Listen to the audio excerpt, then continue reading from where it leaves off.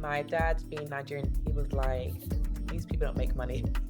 I get messages from people. I'm Yinka. I felt seen. Write a novel, it's a marathon, it's not a sprint. One of the people I got from all the judges, I would love to read the manuscript. So you've really just got to put yourself out there. It's a village to bring a book to life. I mean, for multiple babies, your books, your child. Basically, like, rewrote in the early hours while I was breastfeeding. I shed so many tears while writing book 1 and 2.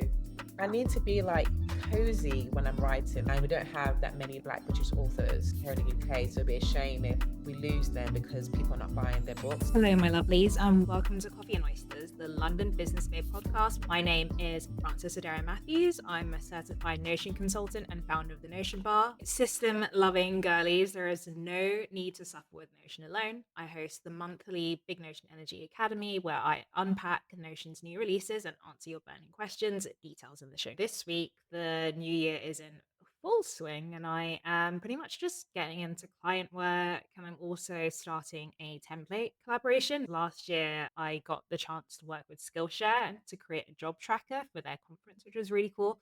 This year, I just want to lean into a lot more of that. And so I've got my first one in the pipeline. It's going to be a Valentine's Day theme. Stay tuned. Things that are working really well for me at the moment are repurposing my social clips. I use Descript to edit, record, repurpose clips for the show.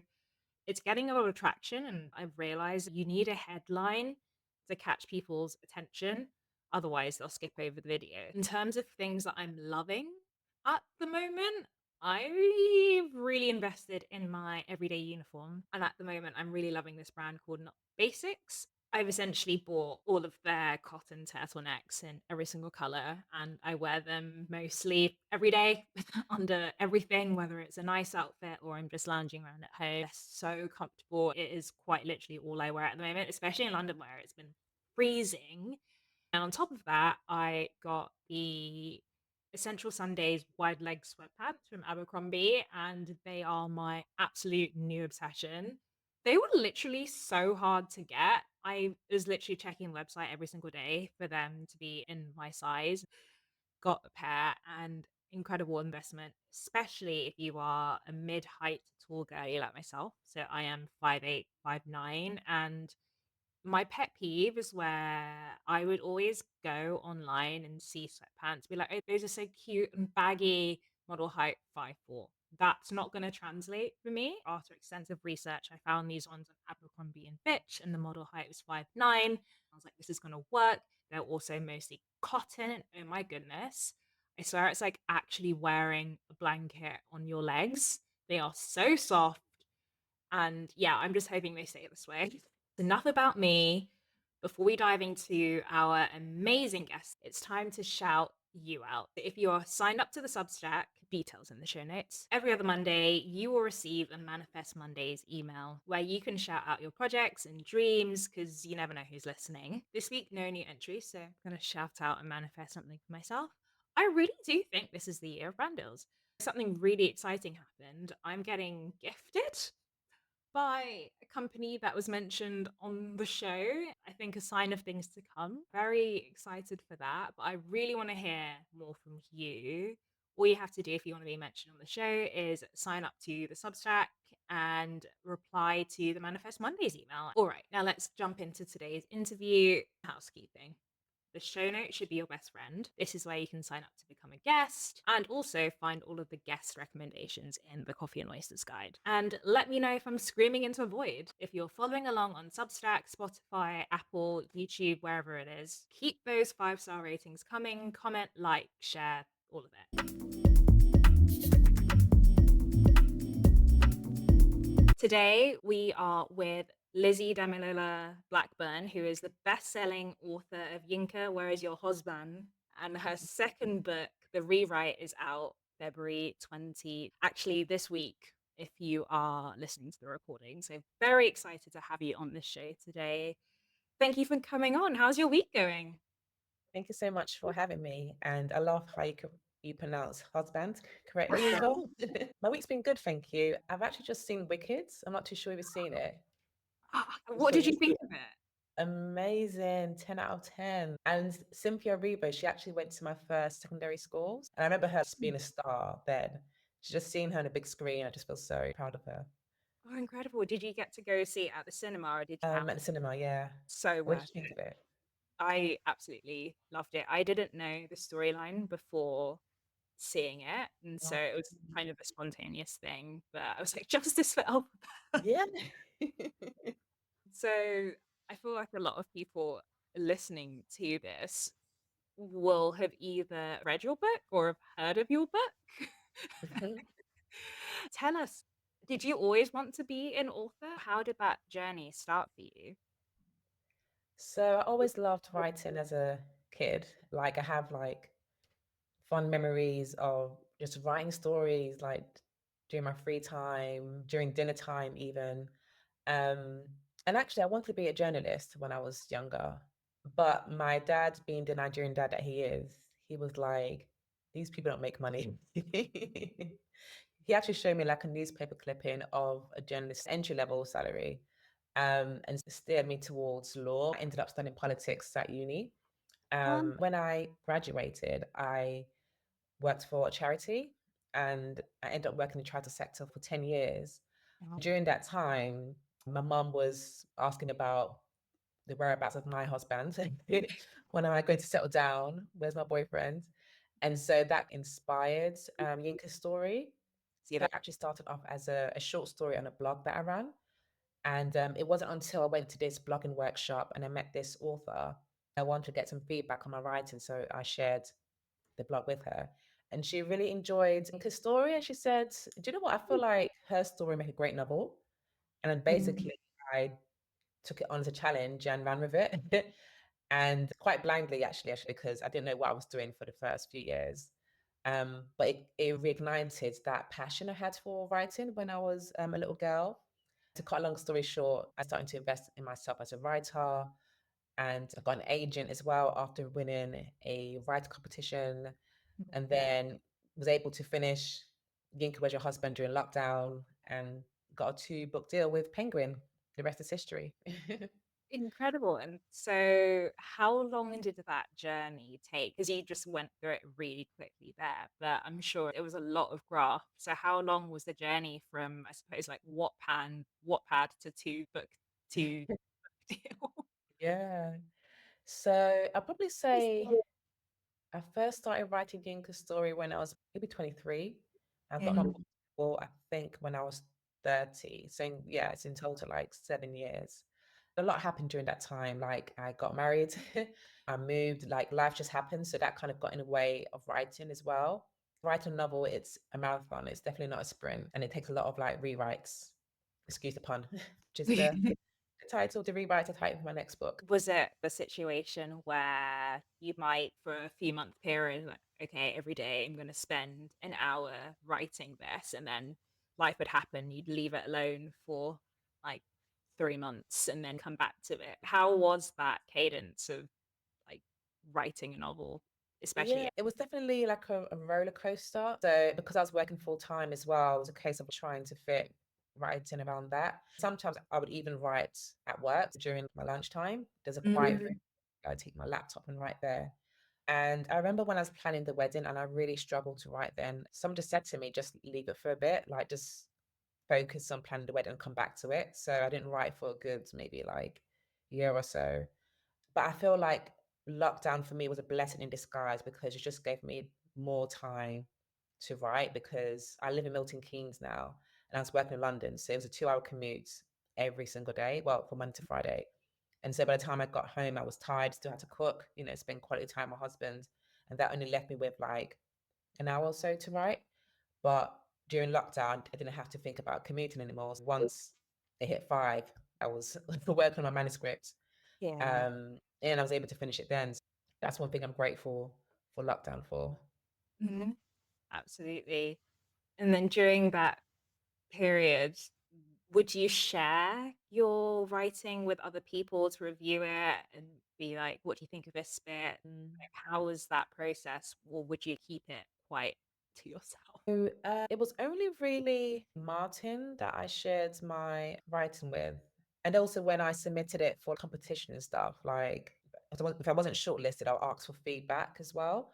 Mm. Um, and because Martin is like a filmmaker, he understands like storytelling. So I really appreciated his feedback. I was quite precious over my story. Most writers feel very sensitive about their work. So any really bad feedback can be soul crushing. I think I'm more resilient now as a writer. In fact, I love feedback on my work. Back then, I was still a baby writer. Yeah, Yeah. especially as it's story which pulls a lot from your life experiences, or potentially not your direct life experience, but the community that you grew up in. So it's quite personal in a way. Yeah, I think it's more so the writing itself, like just wanting to know that you have it, that I'm cut out to be a published writer, if that makes sense. I didn't want someone to read it and feel like, oh, you're a novice, you've got a long way to go, or this can never be published. So And what was that journey like, finding an agent, especially to pick up such a niche but much needed story? yeah, so I was quite lucky because I'm not too sure if you're familiar with the process of getting an agent. So basically, once you've finished your manuscripts, you then send out letters to agents who you feel will specialize in your genre, and you wait. Sometimes you can wait for ages, and hopefully they will pick up your manuscripts. But it's very competitive to get an agent, and agents Mm. are sent like hundreds of manuscripts probably per month. And so they need to know that it can sell, basically. Yeah. They need to have a passion and heart for the book. But I was able to skip the whole process of waiting and rejection because I submitted my manuscripts for a writing competition run by the literary consultancy organization called Pen Factor. It's run annually.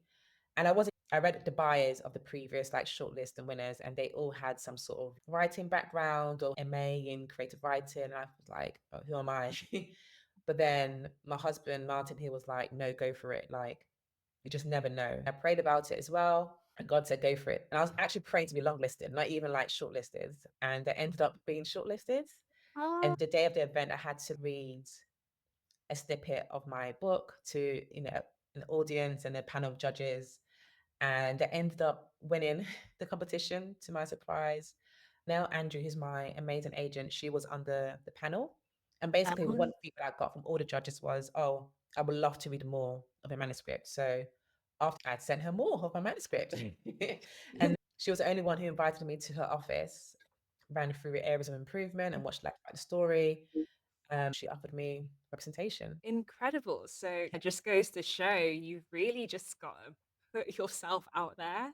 You never know. It's incredible when it comes to your team. So it's you and your agent, but do you have anyone who helps you manage admin or social media, or is that still your baby? Yeah, so I've got a great team at Penguins. Within Penguin, there's different imprints. Mm. Um, I guess And like different sub houses. So I'm with Viking, and within Viking, the people in my team include my editor, Lydia, my publicist, Rosie, and I guess Georgia. She kind of deals on the social media side of things. So my editor helps me with my manuscripts, making sure the story is as best as it can be before it hits the bookshelf.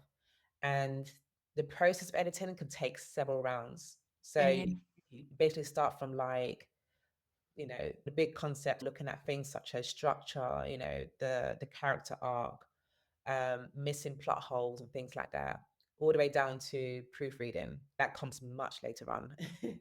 My publicist, she's the one who's kind of like oversees all the events, getting me opportunities to maybe write for different articles, submitting my books to different magazines and media platforms to get coverage. And Georgia, who does the marketing side of things, does all the social stuff, ads, and things like that. how was getting used to working with all of those people when it was just you for a bit and then suddenly there's a Mm, whole team? How you did you know, find that process? I love it because before it was, being a writer is quite an isolating job. So it's really nice to have a village, because I do feel like it takes a village to bring a book to life. And it's exciting seeing other people's excitement about the book and seeing like, okay, how can we put together a campaign to get it to reach as many readers as possible, and just seeing their creativity at work as well. I'm really blessed to work with an amazing team who really put their heart and soul in what they do. I absolutely thrive off the collaboration. Amazing. I mean, obviously it panned out. Your book blew up. What was that like to see something that you spent nearly 10 years working on get like recognition globally? You know what? I still can't get over it. It's just so weird. When you work on something, you just don't know like the extent of the impact or the reach. It's just like something that you feel like you're called to do. I always felt like I was called to write this story. That's why there were many times I wanted to give up. I just couldn't, because God wouldn't let me. He just wrestled with my heart. And now I can see why, because till this day, I get messages from people saying, thanks so much for writing this book. I'm Yinka. I felt seen. We don't really see a lot of dark skin Christian women in mainstream fiction. So I just feel honored and heartened for God to have used me to get this story out. And it's surreal. I don't think I'll ever get over it. It's such a special story. As a West African British woman, grew up in a Christian household. I'm working my way through it. And you really excel at in the book is that you really just like paint the world, like you feel like you're in it. So if you're someone from a similar background, you're like, oh my gosh, I've heard my mum say that a million times. It's very self-affirming. Well, When it comes to like some highlights, is there anything that's stood out in this growth journey of like, oh my gosh, I never knew that person would love my yeah, so many. Obviously, like Taraji P. Henson, book? like saying that Yinka, Where's Your Husband? One of the 5 books that left a lasting impact on her. That is, when I saw that, I was like, wow, like not only has she read my book, but she knows my name. And I really admire her as an actress, as a person, as a woman. I think she's amazing. So that was definitely a pinch me moment. But even just seeing people from different parts of the world, from Australia to Jamaica, getting messages from people in Nigeria back home saying they're proud of me. Well done. I'll just never get over it. I actually want to stay in this position of just being in awe. Like I never take it for granted. I just really thank God for it. Absolutely. And so when it comes to marketing a book, book tours, I'm assuming you've got to get on podcasts, you've got to do tour, like there's social media, of course, as well, Mhm. like in like magazine interviews. Is there anything within that world that you're still kind of like getting used to? And is Mm. maybe like a touch outside of your comfort zone?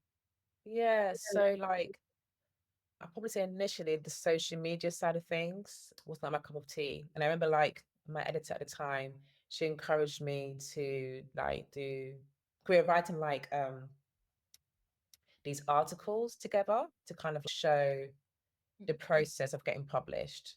And so to advertise that, she encouraged me to do videos, like selfie videos, kind of giving a summary of the article to allude to it so that people can click on the link and read it. And I remember having to do so many takes. Like, I am not like an influencer, or I'm not that kind of person who can put a camera in front of my face and just speak as me and speak freely. I was kind of freeze up. So that was really difficult. I think just putting myself out there on social media because I'm a naturally kind of introverted, private person. And also like speaking engagements as well. Like still to this day, like it's not my favorite thing. And I have to like really prepare, not just in terms of how I'm going to answer the questions, but also just mentally as well, especially when I'm sitting, in a panel because, I don't want to be like the boring one. You know what I mean? Sometimes it's like this pressure to be entertaining. So I really had to learn that, just be yourself, like myself. Like being me is enough, basically, and no one else can be me. So I feel like I've definitely been on a journey of I think just kind of being comfortable with myself. I definitely feel more at ease. Mm. My second was coming out. Then I think because I've been through the process, so I know what to expect. Mm. Yeah, is there anything that you've learned from writing your first book, that any lessons that you're applying to your second book? Yeah, so I would say knowing yourself enough to know when it's the best time to write. So for me, I realized actually like first thing in the morning is when I'm most creative. And then in the evening, especially now that I have a son, like I'm literally frazzled. So Mhm. trying to write then is like almost impossible. So I think just kind of play to your body, like listen to your body and listen to kind of what works to your natural rhythm. Um, what else would I say? Oh yes, so staying enthusiastic about my story. So obviously writing a novel is a very long process. And I realized when I was writing my second book, I would like write maybe a few chapters and then I'll get bored of it, or maybe it'll get a bit difficult. And then I'll think, oh no, I don't want to do a story anymore. I thought something else. I might try that. And then I'll leave it and then literally start a new story. And then I'll go through the same process again. I'll abandon that and start something else. Mm. So I think it's because maybe when it got too tricky, I felt like, oh, something must be wrong with the story, as opposed to just accepting that it's part of the process. Like you won't know the story inside out until you finish it. Um, and so I think now I'm learning to trust the process. So when things do get challenging, I'm not like fretting about it. In fact, I welcome it now and I use that as a springboard to kind of brainstorm, okay, what is this telling me? Like, okay, do I need to do some more brainstorming? Do I need to park it for now and come back? So I feel like I'm definitely in a happier place writing my third book. I haven't even shed a tear yet, which is a miracle because I shed so many tears while writing book one and two. And hopefully it stays that way. On like the promotion side of things, was there anywhere where you saw like getting the most traction? Was it book tours? Was it being part of book clubs? Was it celebrity endorsements? Is there something that really like made your first book a success that you're leaning more into this time around for your second book? Yeah, I would say the book community on Twitter, TikTok, Instagram especially, they are amazing. Like, because they read books and they review it and they post pictures and write about it on their profile. Mm. Um, and so they're kind of like doing the work for you a little bit. But I found, engaging with them like really helpful too. So just, thanking them, following them as well. Yeah, I can't shout about them enough. Like they're brilliant with what they do. Absolutely. Absolutely. I mean, I personally want Yinka, whereas your husband, to be turned into some kind of like limited edition, like Netflix series because the story is so exciting. Would you ever be interested in something like that? So it's actually has been optioned for film. And it's so annoying because I can't say too much about it. And I've been saying this for years, but it's definitely like in the works and the script has been written as well. So we've got a producer and a writer. So we're looking for a director at the moment. So it's definitely in the works. So it'll be a case of not if, but when. Incredible. Well, I'm excited. So, last question to kind of like round up this bit about your journey. Thank you so much for kind of going through it with us. Is there any advice that you would give to someone who's trying to go through the same journey at the Mhm. moment? I would say invest in yourself as a writer. And that doesn't mean that you have to like spend loads of money because I know like things are tight for many people. I mean, not just the cost of living and things like that. But the internet is your oyster. There's so many really good online resources on there. You have organizations as well that help writers from spread the word to literary consultancy, who run the annual Pen Factor Writer Competition. Jericho Writers, read books about storytelling. One book that I found super helpful is called Story Engineering by Larry Brooks, and that was like my light bulb moment. Like it was my saving grace. So yeah, so don't stop, learning about writing as you write. And one thing that I do that I find useful is that I sign up to newsletters, writing organizations, because I know sometimes it's kind of hard to find time to kind of look for things. So the newsletters is a way to receive the information without having to look for it. So Jericho Writers, for example, they send out weekly like tips and articles about writing, and I find that super useful. Do you have your own newsletter as well that people can sign up to? Oh, I used to, but I just find it like really hard to keep it going. Fair enough. Yeah. Yeah, I might start up again. Who knows? Yeah. Got a 1-year-old. That is, Yeah. I mean, or multiple babies, your books, your child. Thank you so much for sharing with us. So we delved into a little bit of what it's like you being an author. Now we're going to talk about you and just the things that keep you calm and happy, essentially. I always like to start this segment off with music. And so Oh. you have I am currently creating a Spotify playlist at the moment of all of the songs that people suggest. But do you have Oh, a walk up nice. song or a song that just gets you like hype? Um, I want to say Whitney Houston's, oh, what's it called? Dance with Somebody? Ooh, good Yeah, choice. that song just like pumps me up. I remember like there's one time when Martin and my son, I think they went out for the day just to kind of give me some time to myself. And that was a song that I played really loudly. They left. Come back to be like, oh, don't mind me. Yeah. Incredible. Great Mhm. choice. And then earlier you mentioned writing in the morning. Mm. Are there any other like personal policies or daily routines that keep you grounded? So, like, my personal policy is I don't take calls before 10 a.m. So Mm. I'm not awake, basically. So, is there anything that does it for you? See, I like to write in bed. Like I need to be like cozy when I'm writing, like, and I need to like feel like soft fabrics. Like I really struggle sometimes to write on a dining table because the chair is hard, the table's hard. But my bed is comfortable. Got my pillow. Yeah, no, that's Yeah. you're the first person I've met who like agrees with that sentiment. Like I remember during uni, my friends would always be like desks if you had like a big queue or something, whereas I needed to be in like the comfiest Yeah. possible. You almost like sink into whatever you're writing. I don't. If that makes sense.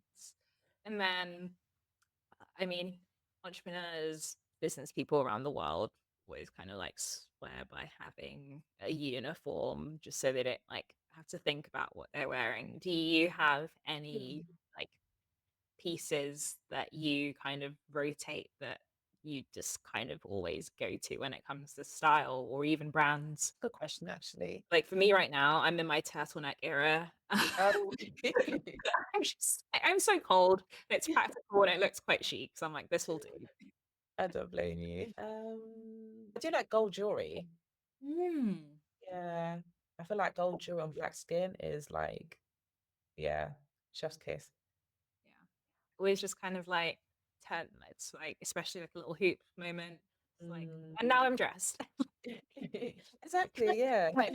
And then you are a busy mum. Is there anything in your beauty routine that you just cannot live without? So I like to say can be a product or Mm. or a routine, one thing for like face slash skincare, one thing for your body, and one thing for your hair. No. So a hairband for my hair because I need to have my hair up because otherwise my son would just be like pulling my hair.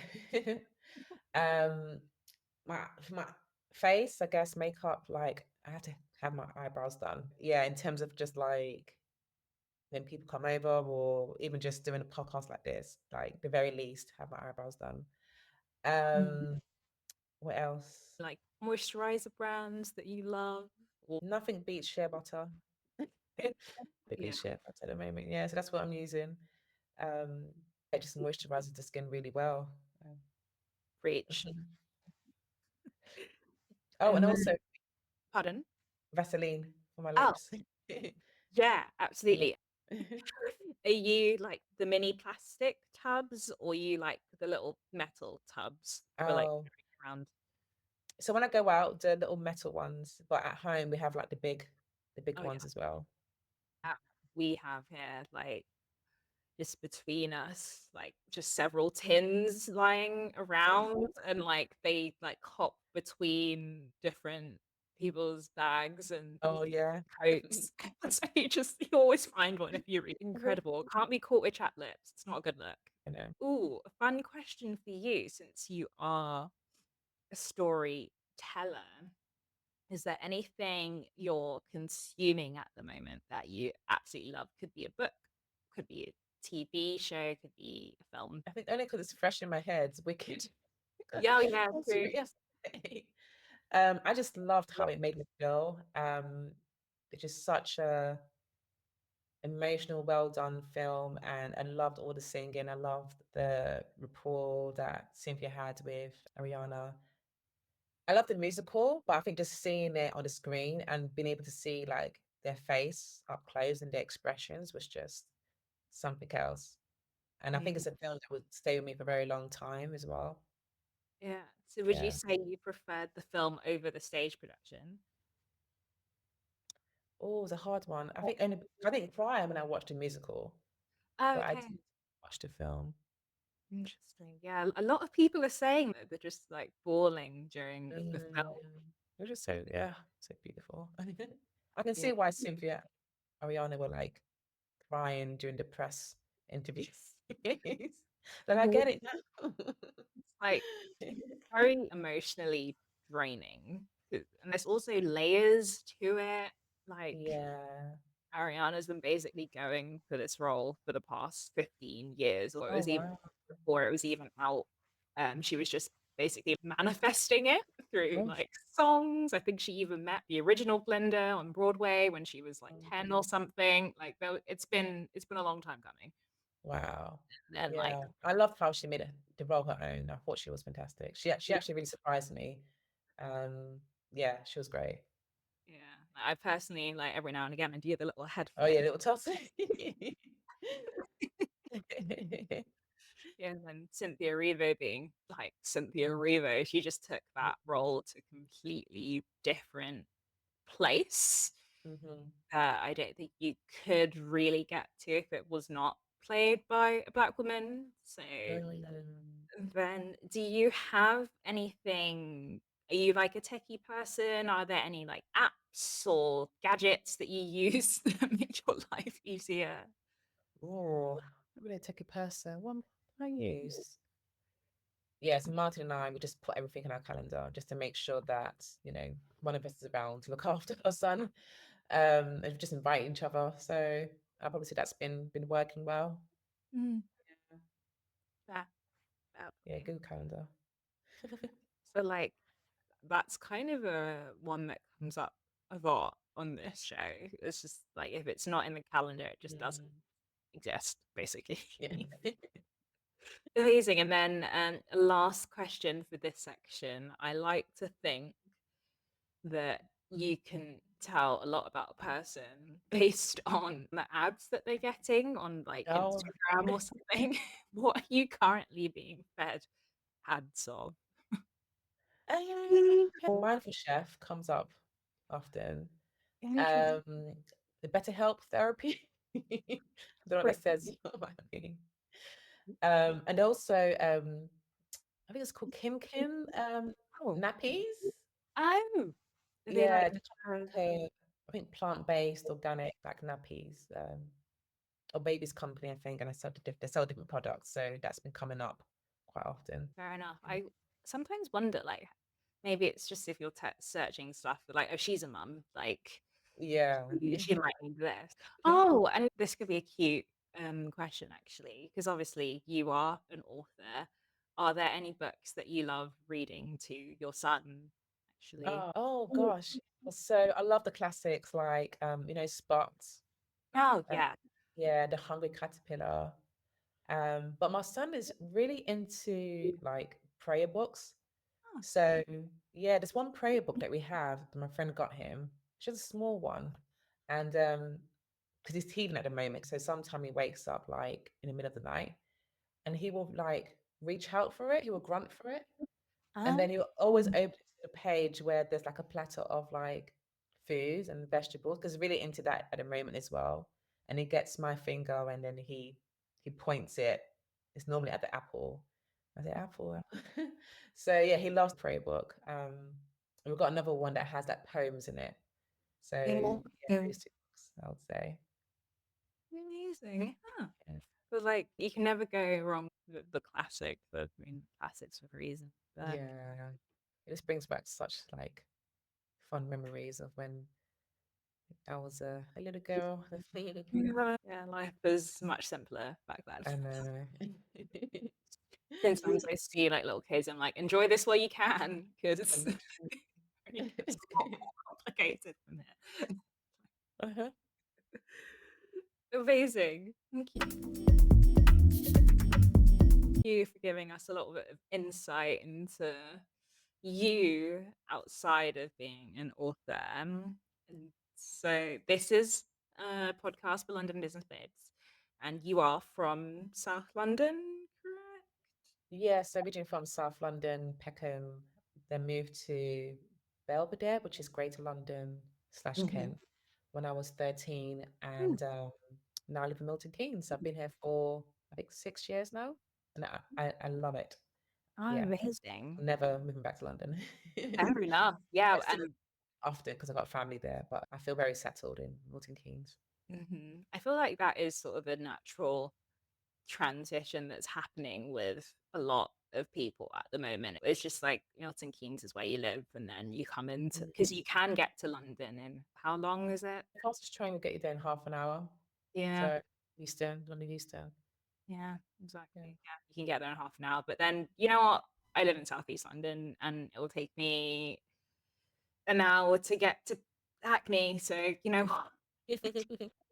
So I may as well. Yeah. So do you come into London often then, just for like work or family? Yeah. So I probably say maybe a couple of times per month, maybe once or twice per month. So yeah, to see family, to do book stuff as well. So if I've got like a meeting with my team or an event to do, to see friends, of course. Mm. And sometimes we have a few date nights as well in London because I feel like London's where all the hot spots are, especially like all those kind of like, oh, you must go to this restaurant. Like it tends to be in London. Mm. Yeah, is there anything on your bucket list at the moment? Oh, I saw on Instagram, I can't remember the name, but there's this like, I think it's like Japanese and Ooh, Nigerian restaurant. interesting. Oh, I think I've seen it. Do they do like jollof sushi? The I one. think so, yeah. Find out the name. But yeah, Okay. that's on my bucket list. Interesting.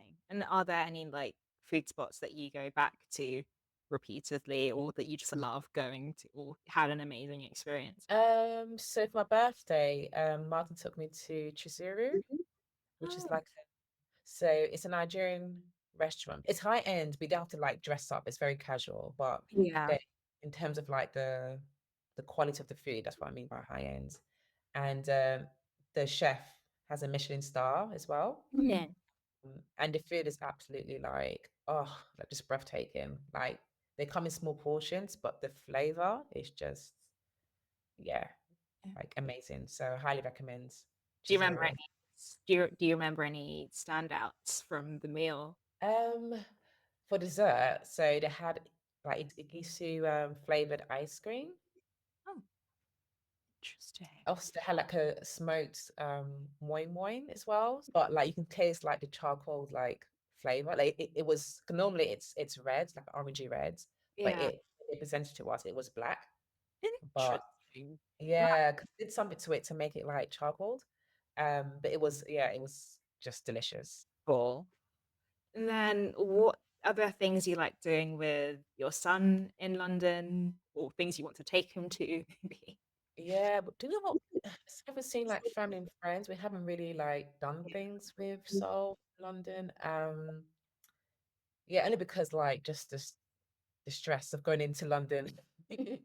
Um, but last year for Christmas time, they have like this really cool like park with lights and stuff. They just did a Milton Keynes Light Festival. Ah. Christmas will probably come up. And then, yeah, Milton Keynes. Is there anywhere you would recommend to go in Milton Keynes? I'm sure there is someone listening to this podcast who either lives in Milton Keynes or is thinking of moving there.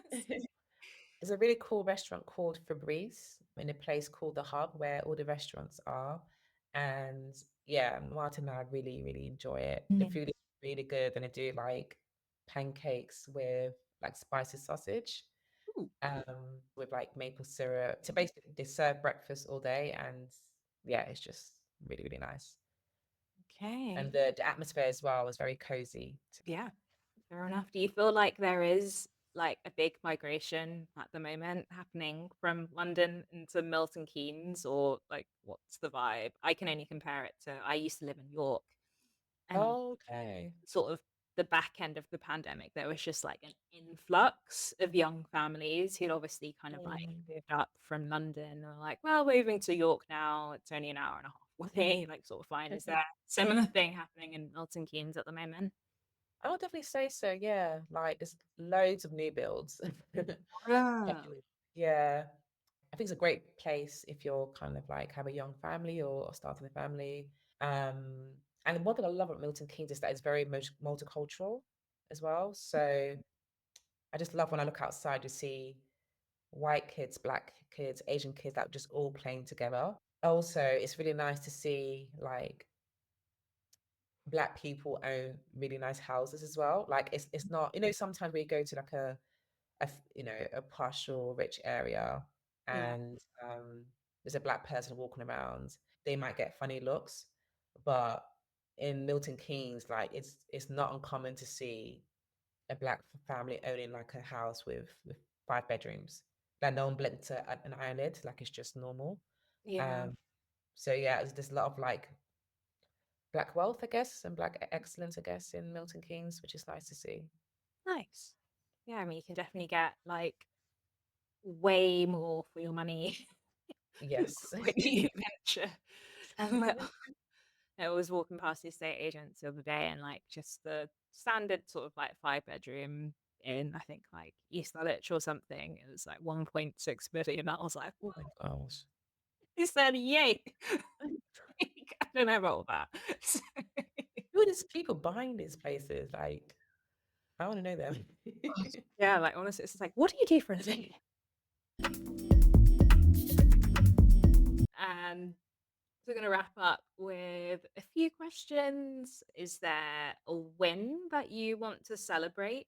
One thing that I'm really proud of myself for is just like finishing my second book, Yeah. the rewrite, because it was such a struggle to write. And it's a well-known fact, I would say, even that the second book is the hardest because Ah, it's very common to go through second book syndrome, where you basically like just feel crippled by fear that you're not able to live up to people's expectation following the first book. Also, because the first book did really well, and I just didn't want to like let my readers down or myself down. mm, So I'm just really proud of myself, one, for completing it, and also to complete it during a very difficult time, which was, while I was pregnant and then having a newborn. Because mm. I basically like rewrote my manuscript in the early hours while I was breastfeeding and carrying my son. And it was probably one of the hardest things I've done in my life. So that's a really big, big win for me. Okay. And then, well, because this is going to come out on the February 13th, Yeah. correct? So in a few days' time after this podcast drops, is there any kind of groups of people that you're excited for this book to read? And generally, what is the plot line, storyline, synopsis? for people Yeah. interested. Okay. So the Yeah. rewrite is about a British Nigerian writer who is kind of struggling, which probably sounds familiar. Basically, she lands this ghostwriting opportunity to write a memoir for a celebrity, and the Mm. celebrity ends up being her ex, who's fresh off a reality TV dating show. She has 6 weeks to work with him and to submit a draft, but there's still unresolved feelings and tension, Yeah. which links back to why they broke up in the first place. This story is all about a celebration of second chances, going after your dreams, and staying true to yourself as well. I'm really excited. I really hope one of my greatest ambition is for the book to land in the hands of Black men, because one of the themes that I touch on is Black masculinity. I'm not especially told that if you cry, you're weak, that you're too soft. And so this book kind of explores what it really means to be a man as well, and also kind of like touches on some of the pressures and how that can have an impact on how, I guess, emotionally available they are too. So even at the end of my acknowledgements, I do recommend people to pass on the book to a Black man. So Mm. yeah, that'll be great to get more feedback from them. Oh, amazing. Yeah, I love that like different perspective. And yeah, there's definitely a lot of attention happening at the moment in terms of the men's like mental health space, which is Mm. so needed. Yeah. Like, there's a great organization that would potentially be interested in sharing with their sort of followers. My partner's part of it, but it's called For My Brothers. So they do like big event, like, well, I mean, their events sell out very quickly. It's all about like positive male relationships and kind of diving into all of the things that you just mentioned there. And they do meetups, and maybe they need a book club, and you could be the first Okay, one. there is. I'll get in touch. Thanks. And then is there anyone else in your maybe in the book world or maybe otherwise that you're proud of? Um, I probably just say like all my fellow like writers, especially the ones that published in the same year as me. So Nikki May, Jandela Benson. I think because we went through that journey together as well.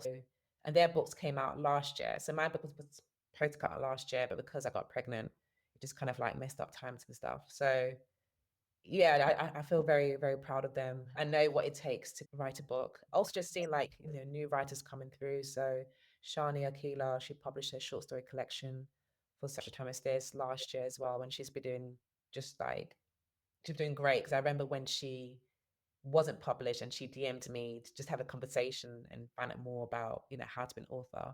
So to see her on the other side, I'm just so proud of her, and I feel like she's really making the most of this moment.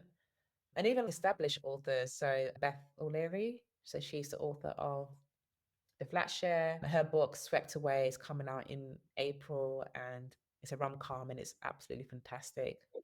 She writes beautifully, and I'm a big fan of hers. And she's a mum too. She has two children now. And so again, knowing how difficult it is to write Yeah. while having um, children to look after, mouths to feed. I'm so proud of her for just doing it and just busting it really. Amazing. Yeah. So there's a lot of like authors that I'm really proud of and just supporting them and cheering them on the sideline. Amazing. And so everyone 100% should check out everyone that there and 1,000% go pick up your book, The Rewrite, which comes out on February 13th. I will post a link in the show notes. And is there anything I always like to say, anything that you need help with? I like to always say that, like, you never know who's listening. So, Yes. With being a writer, in many people's case, it's done on a contract by contract basis. I'm currently writing my third book, but I don't have a contract yet. And it'd be helpful for people to spread the word and to buy the book because that builds a case for my publisher to give me another deal. And we don't have that many Black British authors here in the UK. So it'd be a shame if we lose them because people are not buying their books. So, check out other Black British authors as well and support them, tell a friend. and let's keep this going. Yeah, 100%. I pre-ordered mine, so I'm waiting for that to Oh, thank you. I'm very excited to get Yeah. that. Amazing. Well, thank you so much for today. This has been incredible. I feel being an author is a very specific journey. I hope someone who is on that journey has learned a lot from today. Where can people get in touch with you or follow along with your journey? Yeah, I probably say the best place is Instagram. So at Lizzie Dami Blackburn. I'm occasionally on Twitter. Sorry, X. I keep calling it Twitter. Uh, so at Damilola Lizzie. Amazing. Well, thank you so much for today. I will put all the details in the show notes along with all of Lizzie's recommendations. But thank you so much for listening, everyone. See you next time. Bye. Thanks so much for having me. Thanks for listening to this week's episode. All of the recommendations will be in the Coffee Oysters guide. To never miss an episode, sign up to the Substack or follow along on YouTube, Apple Podcasts, Spotify, wherever it is. Keep those 5-star ratings coming. Let me scream into the void. You can get in touch at gmail.com or follow along at TikTok/Instagram. All the details in the show notes. See you next time.